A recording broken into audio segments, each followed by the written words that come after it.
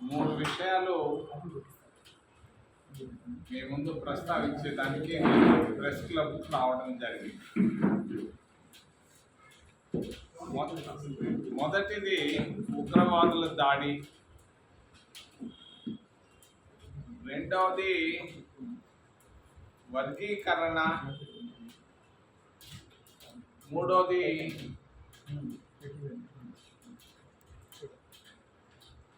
Human rights, నాలుగోది అప్రస్తుతమైన అంశాలు అయినా కూడా చెప్పాలనుకుంటున్నారు. 500 కోట్ల రూపాయలు ఢిల్లీలో జడ్జి గారి ఇంట్లో, రెండోది ఎలా ఉంది భారతదేశ ప్రజాస్వామ్యం,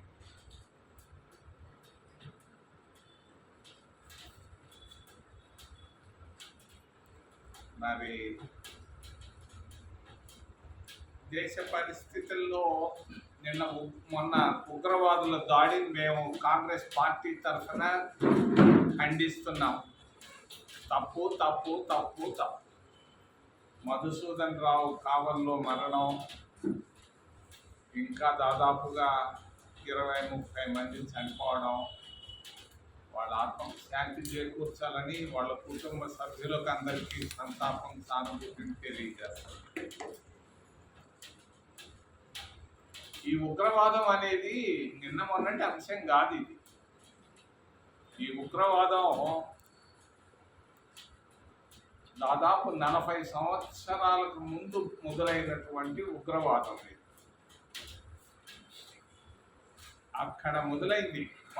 అది మన పంజాబ్లో మొదలైంది ఏర్పాటువాదం. అక్కడి నుంచి నేను ఎంపీగా ఉన్నాను, 1985 అనుకుంటాను. ఒక ఎంపీని వచ్చి ఉగ్రవాదులు కాల్ చేసి వెళ్ళారు. ఇప్పటివరకు పట్టుకోలేదు. కాబట్టి ఈ ఉగ్రవాదుల అంశం ఇంతటితో ఆగిపోయేది కాదు. ఇది చాలా చాలా కాలంగా చాలా లోతుగా వెళ్ళినటువంటి అంశం. జరిగిన మృతికి మేము ఖండిస్తూ ఒక విషయాన్ని గురించి ప్రస్తావించదలుచుకున్నాం. సిమ్లా ఒప్పందం. ఏంటి సిమ్లా ఒప్పందం? 1971లో పాకిస్తాన్కి ఇండియాకి యుద్ధం జరిగింది. యుద్ధంలో ఇందిరాగాంధీ పాకిస్తాన్ని 2 ముక్కలు చేసింది, బంగ్లాదేశ్ మరి పాకిస్తాన్గా. మనం ఘన విజయాన్ని సాధించిన తర్వాత ముజిబుర్ రెహమాన్ను అక్కడ దేశాధ్యక్షుడు చేయడం జరిగింది. తర్వాత ఇందిరాగాంధీ భుట్టోతో ఒక ఒప్పందం కుదిరించుకున్నారు ఆ పాకిస్తాన్ ఇండియా వార్ తర్వాత. అది సిమ్లాలో జరిగింది. హిమాచల్ ప్రదేశ్ క్యాపిటల్ సిమ్లాలో చల్లగా మరి అక్కడ జరిగింది ఒప్పందం. ఆ ఒప్పందంలో ఏంటంటే భవిష్యత్తులో యుద్ధం చేయం, అటు ఇటు ప్రాణాలు బాంబుట్టుకునేదానికి వద్దు, శాంతియుతంగా మాకున్న సమస్యలు మీకు తెలియజేస్తాం, మీకున్న సమస్యలు మాకు తెలియజేయండి, మరి శాంతి చర్చల ద్వారా సమస్యలను పరిష్కరించుకుంటామని ఇందిరాగాంధీ మరి భుట్టో గారు ఇద్దరు సంతకాలు పెట్టారు. నిన్న బీహార్లో ప్రధానమంత్రి గారు చాలా గొప్పగా మాట్లాడారు. దాన్ని నేను అభినందిస్తున్నా మాటల్ని. కానీ సిమ్లా ఒప్పందం ఏమవుతా ఉంది? భారతదేశ ప్రజలు తెలుసుకోవాలనుకుంటున్నారు. ఉగ్రవాదాన్ని ఖండిస్తున్నాం. సిమ్లా ఒప్పందాన్ని గురించి ఏంటి? మరి ఈరోజు భారత్ నుంచి విమానాలు బయట దేశాలు పోవాలంటే మామూలుగా పోయేది లేదు. వాళ్ళు దేశం పైన పోతే కాల్ చేస్తామంటున్నారు. రూట్లు ఎత్తుక్కుంటున్నారు పైలట్లు. దేశంలో అనేకమైన సమస్యలకు ఇది మూలం కాబోతా ఉంది. మరి ఉగ్రవాదాన్ని అణిచేయాల్సిందే, కానీ భవిష్యత్తును కూడా ఆలోచించాల్సిన అవసరం ఉందని నేను ఒక కార్యకర్తగా, సామాన్య పౌరుడుగా దేశ ప్రధానికి తెలియజేస్తాను. భవిష్యత్తుల గురించి కూడా ఆలోచించాలి. రెండో విషయం వర్గీకరణ. అసెంబ్లీలో తీర్మానాలు మొదలు పెట్టారు, తీశారు, అన్ని ఆర్డినెన్స్లు తెచ్చారు, బాగానే ఉంది. మరి అక్కడ అసెంబ్లీలో చర్చలు బాగా జరిగాయి, బాగా మాట్లాడారు. 1.5 గంట సేపు ఉపన్యాసాన్ని కూడా నేను విన్నాను. సామాజిక న్యాయం, సామాజిక న్యాయం, సామాజిక న్యాయం. సంతోషం, వద్దటం లేదు. సామాజిక న్యాయం కావాల్సిందే. సామాజిక న్యాయం కావాల్సింది పోలీసు కానిస్టేబుల్ పోస్టుల్లో కాదు. సామాజిక న్యాయం కావాల్సింది క్లార్క్ పోస్టుల్లో కాదు. సామాజిక న్యాయం కావాల్సింది ప్రభుత్వ కాంట్రాక్టుల్లో. కాంగ్రెస్ ప్రభుత్వం కర్ణాటకలో ఎస్సీలకు 24% ప్రభుత్వ కాంట్రాక్టుల్లో ఇస్తా ఉంది. ఎస్సీలకు, ఎస్టీలకు మరి 15% ప్రభుత్వ కాంట్రాక్టుల్లో ఓబీసీలకు కర్ణాటక కాంగ్రెస్ ప్రభుత్వం ఇస్తా ఉంది.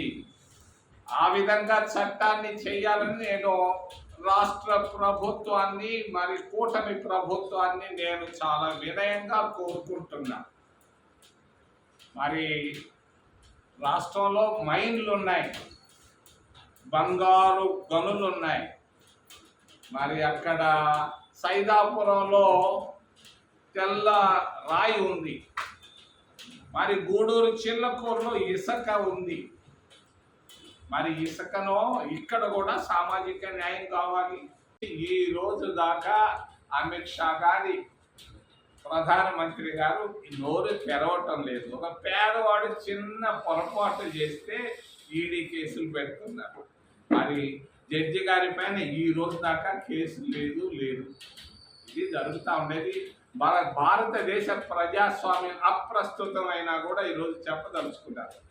నాకు 14వ తేదీ ఏప్రిల్ అంబేద్కర్ డే రోజు పార్లమెంటుకు పోయి పువ్వు పెట్టి అంబేద్కర్కి దండం పెట్టి రావడం అలవాటు. 40 సంవత్సరాలుగా పెట్టుకుంటా ఉన్నారు దండాలు. మొన్న నేను వెళ్ళాను. మొన్న వెళితే మరి ఒకప్పుడు 40 సంవత్సరాల ముందు ఒక 5-10 మంది వచ్చేవాళ్ళు అంబేద్కర్ దగ్గరికి, పార్లమెంటు భవనం. మరి మొన్న నేను చూస్తే 100 మంది వచ్చారు. మరి ఒక 10 స్క్వేర్ మీటర్ల పరిధిలో 6-7 ఉన్నారు. అందులో ఒకరు ప్రధానమంత్రి, ఇంకొకరు రాష్ట్రపతి, ఇంకొకరు ఉపరాష్ట్రపతి, అవతల ఇంకొక మంత్రి పీయూష్ గోయల్ కూడా ఉన్నాడు. ఈ ప్రక్క చూస్తే మల్లికార్జున ఖర్గే గారు ఉన్నారు, లీడర్ ఆఫ్ రాజ్యసభ. మరి ఇంకో ఆ పక్కనే చూస్తే రాహుల్ గాంధీ ఉన్నాడు, లీడర్ ఆఫ్ లోక్సభ. సోనియా గాంధీ, నేను ఉన్నాం. అంతా కలిపి 8 మంది ఇంత స్థలంలో ఉన్నాం అంబేద్కర్ స్టాచ్యూ ముందు. మరి ప్రధానమంత్రి గారు కనీసం పలకరించలేదు. ప్రతిపక్ష నాయకులను చూసి పలకరించలేదు. కనీసం ఒక చిరునవ్వు లేదు, ఒక నమస్కారం లేదు. ఆయన వచ్చాడు, అంబేద్కర్ గారికి దండం పెట్టాడు, ఫోటో తీసుకున్నాడు, ఆయన పాయింట్కి ఆయన వెళ్ళిపోయాడు. అంటే భారతదేశ ప్రజాస్వామ్యం చాలా బలహీనంగా ఉంది. భారతీయ జనతా పార్టీ ప్రభుత్వంలో తెలియజేస్తున్నారు. ఒకప్పుడు వాజ్పేయి ప్రధానమంత్రిగా ఉన్నప్పుడు నేను చూశాను. వాజ్పేయి గారు వచ్చినప్పుడు ఆయన హాయ్ హాయ్ హాయ్ కైసా హాయ్ ఠీక్ హై ఓ హై ఏ హై అని అందరికీ దండం పెట్టి నమస్కారాలు పెట్టి దవిపోయేవాడు. కానీ ఇప్పుడున్నటువంటి ప్రధానమంత్రి గారు కనీసం ప్రతిపక్ష నాయకులకి ఇవ్వాల్సినటువంటి గౌరవం ఇవ్వకుండా మరి వెళ్ళడం అనేది మరి చాలా చాలా బాధేసింది. ఇది భారతదేశ ప్రజాస్వామ్యం అని తెలియజేస్తూ ఏదైనా ప్రశ్నలు ఉంటే అడగమని మిమ్మల్ని చేతులెత్తి ప్రార్థిస్తారు. మరి ఇసుకనో ఇక్కడ కూడా సామాజిక న్యాయం కావాలి, వర్గీకరణ కావాలి. 1000 కోట్ల ఆస్తులను ఒకరిద్దరికి ఇస్తే అది ఎట్లా సామాజిక న్యాయం అవుతుంది? ఒక ఇసుక ఒక లారీ 1 లక్ష రూపాయలకు అమ్ముకుంటున్నారు బయట దేశాల్లో. దాంట్లో కావాలి, మాకు దాంట్లో కావాలి వర్గీకరణ. సామాజిక న్యాయం ఇసుకలో కావాలి. సామాజిక న్యాయం అక్కడ ఉన్నటువంటి ఇసుక, రిఫైన్డ్ ఇసుకలో కావాలి. సామాజిక న్యాయం సైదాపురంలో ఉన్నటువంటి క్వాడ్జిలో కావాలి. సామాజిక న్యాయం కావాల్సింది గనుల్లో. నేను వెళ్ళాను గనుల శాఖకు మొన్న 2-3 రోజుల నాడు వెళ్ళి అడిగాను, ఈ రాష్ట్రంలో ఎన్నో మైన్లు ఉన్నాయి కదా, ఒక్క ఎస్సీ అన్నా ఉన్నాడా అని అడిగాను. లేరు అని చెప్పారు. ఇక్కడ తీసుకురావయ్యా సామాజిక న్యాయం. మీరు ఒక ఓబీసీ అన్నా ఉన్నాడా అని అడిగారు, లేడు అని చెప్పారు. మరి ఇక్కడ తీసుకోరాకుండా ప్రభుత్వ కాంట్రాక్టుల్లో, మైన్లలో కావాలి, బ్యాంకుల్లో కావాలి వర్గీకరణ. ఒక్క మార్వాడీలే తీసుకుంటున్నారు 50%, లక్షల కోట్ల డబ్బు ఎగ్గొడుతున్నారు కూడా వాళ్ళు. 1% ఉన్నటువంటి మార్వాడీలు లక్షల కోట్ల రూపాయలు 50% ఉన్నటువంటి బ్యాంకు రుణాలు తీసుకుంటున్నారు. మరి 25% ఉన్నటువంటి ఎస్సీలు, ఎస్టీలు వాళ్ళకు 1% లోపిస్తున్నారు. 50% ఉన్నటువంటి ఓబీసీలకు 2% బ్యాంకు రుణాలు ఇస్తున్నారు. ఈడ తీసుకురా సామాజిక న్యాయం, వర్గీకరణ ఇక్కడ కావాలని మరి రాష్ట్ర ప్రభుత్వాన్ని నేను వినయంగా విన్నవిస్తూ, మూడవ విషయం హ్యూమన్ రైట్స్. అబ్బా, మీకు ఫోటోలు లేవు కానీ నా దగ్గర ఉన్నాయి ఫోటోలు. భద్రాచలం, అరకు ప్రాంతాల్లో 3 వారాల క్రితం సద్యన్నం తింటున్నారు చిన్న బిడ్డలు, 30 ఏళ్ల వయసులో చిన్న బిడ్డలు, ఎస్సీ ఎస్టీ బిడ్డలు అడవిలో కూర్చొని తింటున్నారు. టప టప టప టప కుక్కల్ని, పక్షుల్ని, కొంగల్ని, కోతులు కాల్చినట్టు కాల్చేశారు. 70 మంది కాల్చేసి ఏం చేశారు, ట్రాక్టర్కి వేశారు శవాల్ని. ఆ 70 శవాలు ఎత్తుకొని ఎక్కడికి ఎత్తుకొని పోయారో ఎవరికి తెలియదు. మరి ఎక్కడున్నాయి హ్యూమన్ రైట్స్ భారతదేశంలో?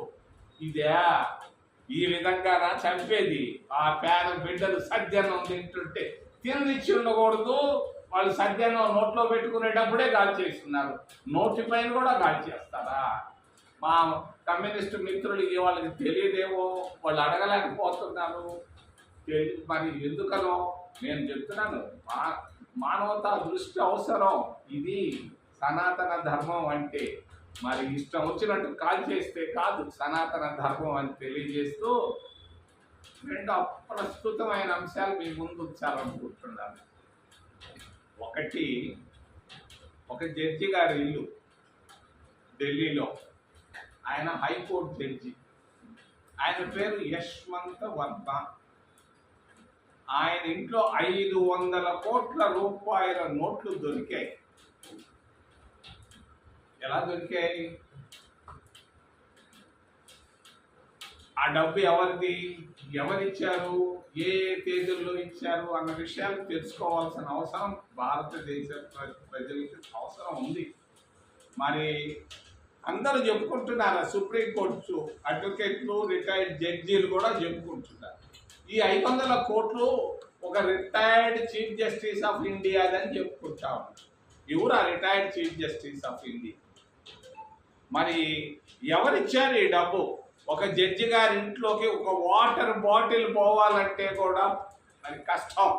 ఒక వాటర్ బాటిల్ పోవాలన్నా కూడా పోలీస్ స్క్రీనింగ్ ఉంటుంది. అటువంటిది 500 కోట్ల రూపాయలు ఎలా పోయింది? దీనికి జవాబు చెప్పాల్సింది కేంద్ర ప్రభుత్వం. మరి దీనికి జవాబు ఎక్కడా రావటం లేదు. మా తిరుపతిలో ఒక పేద దళితుడు, ఒక హరిజన బిడ్డ, 10 ఏళ్ల వయసున్న బిడ్డ ఒక మార్ట్కి వెళ్ళి ఫస్ట్ టైం వెళ్ళాడు. ఫస్ట్ టైం వెళ్ళి చాక్లెట్లు చూసి 2 చాక్లెట్లు తీసుకొని తిన్నాడు. తిన్నవాడిని కొట్టారు, తిట్టారు. కొట్టడం తిట్టడం కాదు, కొట్టితే ఆ తిన్నది కూడా కక్కేటట్టు చేశారు. పోలీస్ కేసు పెట్టారు. ఒక దళిత బాలుడికి ఈ విధంగా మరి కేసులు పెడుతున్నారు.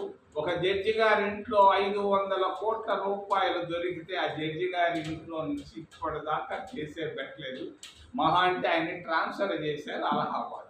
ఎట్లా పట్టుబడ్డది 500 కోట్ల రూపాయల డబ్బు అనేది కూడా చాలా ముఖ్యం. మరి వాళ్ళ ఇంట్లో ఒక అబ్బాయి పని చేస్తున్నాడు, చిమ్మేదానికి మరి తుడిసేదానికి. హోలీ పండగ వచ్చింది. పండగ వస్తే భార్యను అడిగాడు, మరి జడ్జి గారి భార్యను, అమ్మ పండగ వస్తూ ఉంది, నాకు ఒక 2,000 రూపాయలు సహాయం చేయమ్మా అని అడిగాడు జడ్జి గారిని, జడ్జి భార్యని. అడిగితే ఆ అమ్మ తిట్టింది, అయ్యి పో ఏడుందా డబ్బులు తట్ అనగానే వాడు కడుపు మండింది, గమ్ముగా ఉన్నాడు. భార్య భర్త, జడ్జి గారి భార్యలు ఇద్దరు కలిసి మరి అలహాబాద్ వాళ్ళ సొంత ఊరికి హోలీ పండగ చేసుకునేదానికి వెళ్ళారు. వెళితే ఈడు కడుపు మండింది, కోపం వచ్చింది.